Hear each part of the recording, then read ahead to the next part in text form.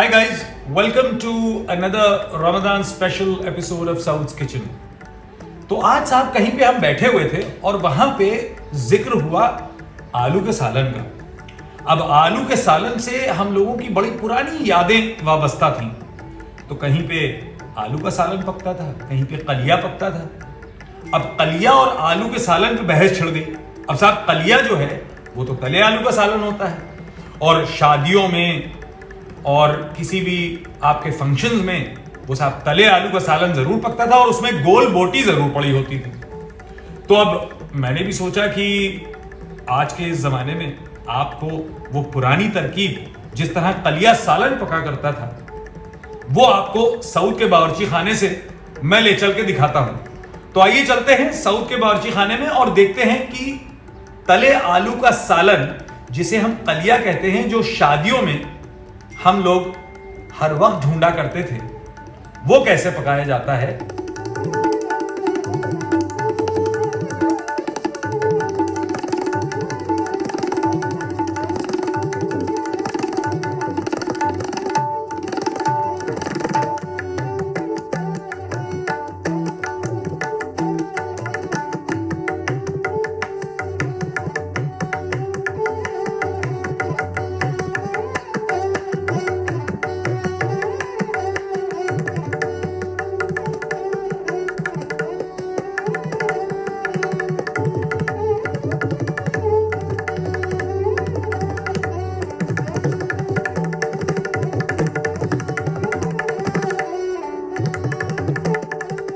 तो साहब ये हमारा खड़ा मसाला जो है वो हमने अलग करके रख दिया है।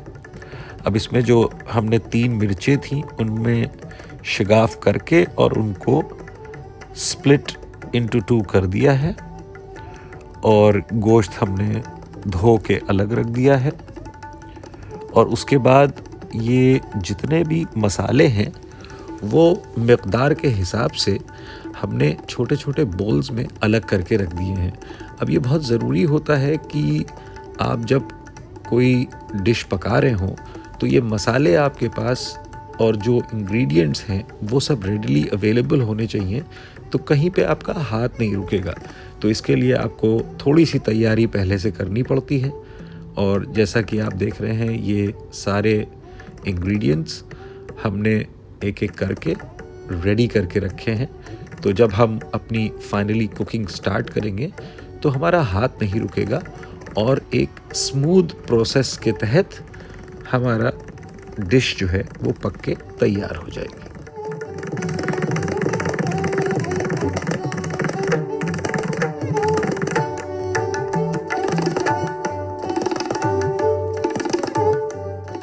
तो ये साहब हमने प्याज तलना शुरू कर दी है और ये प्याज जब गोल्डन ब्राउन हो जाएगी तो इसका हम पेस्ट बना के अपने इस्तेमाल में रख लेंगे। तो साहब एक तरफ जब तक प्याज हो रही है तब तक हमने जो आलू पानी में सोक करके रखे थे for about half an hour by adding 2 teaspoons of salt, वो हमने स्ट्रेन कर लिए हैं और स्ट्रेन करके उनको अब हम तल के अलग रख लेंगे।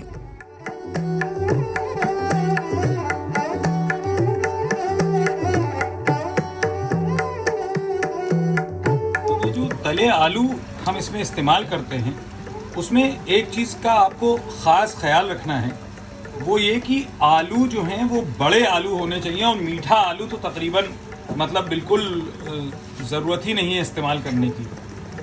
तो ये जो पुराना आलू होता है, ये पुराना आलू बड़ा बड़ा काट के और उसके बाद आप इसको, जैसा कि मैंने पहले बताया था कि नमक में भिगो के और आधा घंटा गर्म पानी के साथ उसके बाद आप इसको डीप फ्राई करें।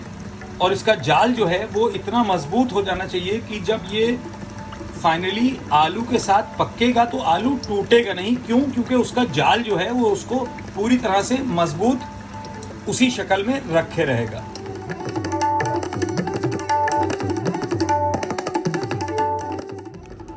तो ये देखें अब हम कलिया पकाना शुरू कर रहे हैं। ये हमारा जो सरसों का तेल था वो अच्छी तरह से बिल्कुल गर्म हो चुका था और इसमें हल्का धुआं उठने लगा था।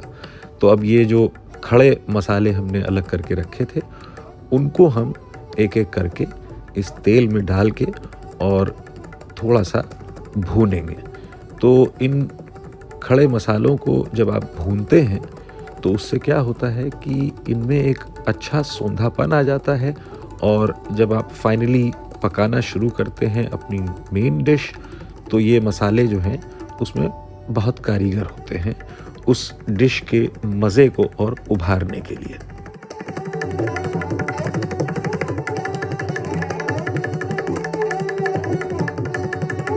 तो इसमें जो हमने खड़ा गरम मसाला लिया था वो सब हमने इसमें डाल दिया है और अब हम इसको हल्के हल्के थोड़ा सा फ्राई कर रहे हैं। हमारी कटी हुई प्याज थी वो तेल हमारा हो चुका है, उसमें हम ये कटी हुई प्याज डाल देंगे।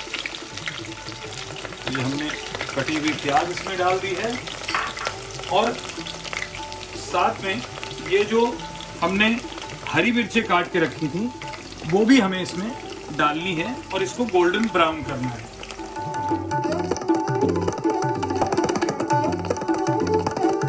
And now what we have to do is ये हम थोड़ा सा सॉल्ट टू टेस्ट इसमें हमें डालना पड़ेगा।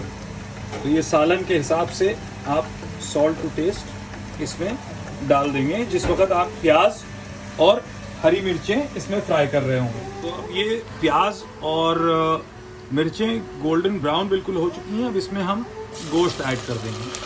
तो ये जो हमारा गोश्त है वो इसमें डाल के हम कम से कम 4 से 5 मिनट इसको अच्छी तरह भूनेंगे। तो ये गोश्त हम इसमें डाल रहे हैं और उसके बाद इसको अच्छी तरह हम भून लेंगे।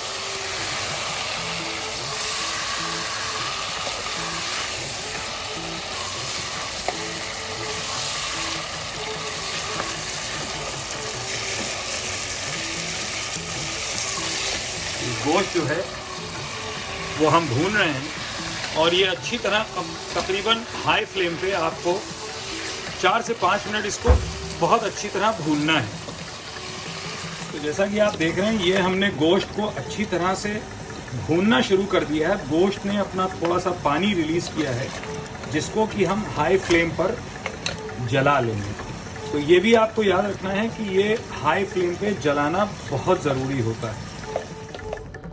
तो अब ये जो हमने अपनी प्याज जो है वो पेस्ट बना के रखी थी, ये आपकी जो तली प्याज थी वो हमने इसमें ऐड कर दी है और ऐड करके हम इसको थोड़ी देर मज़ीद भूनेंगे। So after putting the onion paste, now we are going to add the ginger garlic paste to this और इसको हमें फ्राई करना है for another 5 to 6 minutes so that इसकी स्मेल जो है वो अच्छी तरह से पूरे मसाले में फ्लेवर बस जाए। So now we've added the coriander powder, then we are going to add the Kashmiri लाल मिर्च। अब आपको ये ध्यान रखना है कि कश्मीरी लाल मिर्च इसमें बेहतरीन रंग जो है वो उभारेगी। और ये आपका टर्मरिक हो गया। और साहब ये जो हमारे घर का गरम मसाला है जो हम फ्रेश तैयार हर वक्त अपने लिए रखते हैं वो हमने डाल दिया है। और अब हम इसको अच्छी तरह से सारे मसाले को तेल के साथ एक 4 से 5 मिनट तक और भूनेंगे।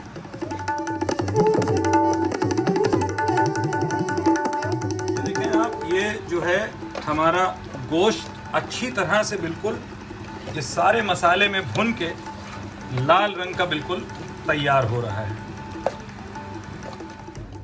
तो अब ये जो आपने दही लिया था इस दही को आप एक बोल में निकालेंगे। उसमें ये जो हमारा मैदा है ये हमने मैदा इसमें डाला और इसको अच्छी तरह से हम विस्क कर लेंगे। अब ये विस्क करने के बाद जब ये अच्छी तरह फिट जाएगा तो अब ये आप देखें कि इसका पेस्ट थोड़ा सा गाढ़ा हो चुका है। और ये जब गाढ़ा हो जाएगा तो इसमें जो आपका कद्दू और तरबूज के बीज का पेस्ट था वो आप इसमें डाल देंगे। और ये हमने तरबूज और कद्दू के बीज डाल दिए हैं। ये हमारा ड्राई आलमंड पाउडर जो रोस्टेड था वो हमने इसमें डाल दिया है। और ये हमने हरा धनिया जो महीन बारीक काट के रखा था वो डाला है। और अब ये हमने इसमें पुदीना डाला और इसको अब हम एक बार फिर अच्छी तरह चला लेंगे।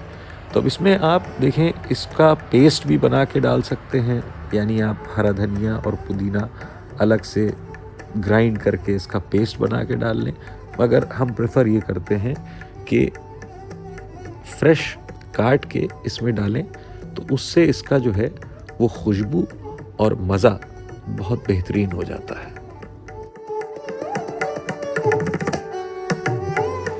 तो आप जैसा कि देख सकते हैं ये हमारा मिक्सचर तैयार हो गया है और इसको जो है वो हम अपने कलिया में डाल देंगे। तो ये साहब जो हमने योगर्ट के साथ सारा मसाला मिक्स किया था, इसको तकरीबन 4-5 मिनट हम इसके साथ में थोड़ा सा भून देंगे ताकि इसमें हल्का सा सौंधापन भी आ जाए। और आपको ये ध्यान रखना है कि देखिए तकरीबन इस वक्त तेल जो है वो गोश्त से बिल्कुल बाहर साइडों में छूट रहा है। तो ये भी एक ज़रूरी प्रोसेस है जो आपको देखना है कि तेल जो है इसमें छूटने लगे बाहर की तरफ। तो ये देखिए तेल छूट रहा है और ये साहब हमारा कलिया तैयार हो रहा है।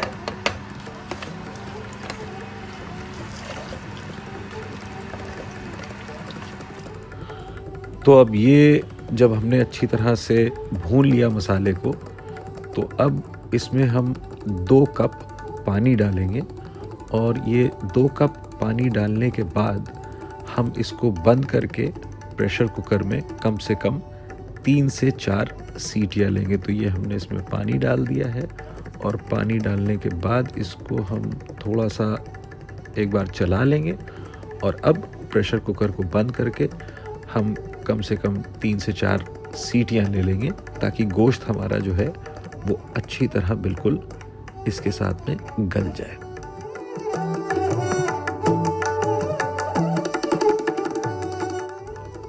तो अब ये जब आपका गोश्त अच्छी तरह से 3-4 सीटी के बाद गल जाएगा तो आप इसमें ये आलू डालेंगे। और ये जो तले आलू हैं वो इसमें डालने के बाद आपको हल्की धीमी आंच पे इसको कम से कम एक 10 से 15 मिनट पकाना है। तो इसका प्रेशर कुकर का ढकना बजाय बंद करने के आप इसको एक प्लेट से भी कवर करके और 10 से 15 मिनट तक पका सकते हैं। तो अब साहब ये देखिए कलिया का क्या उम्दा रंग निकल के आया है। अच्छा, एक चीज़ का आपको बहुत ख़ास ख्याल रखना है कि प्रेशर कुकर में जब आप इसको पका रहे हों तो उसकी आराम से प्रेशर अपने आप निकल जाने दें, उसमें हुज्जत मत करें, क्योंकि जब वो प्रेशर अपने आप धीरे धीरे निकल जाएगा तो इसका तीरा ऊपर उभर के आ जाएगा। और वो कलिया की ख़ास पहचान है कि उसमें तीरा ऊपर तैर रहा होता है और गोश्त और आलू उसके नीचे होता है। तो ये देखें तीरा ऊपर तैर रहा है और गोश्त और आलू इसमें नीचे है। तो साहब ये हमारा कलिया तैयार हो चुका है। इसमें हमने थोड़ा हरा धनिया डाल दिया है और इसको हम खमीरी रोटी के साथ सर्व कर देंगे। तो ये सऊद के किचन से आपके लिए बेहतरीन कलिया पेश खिदमत है।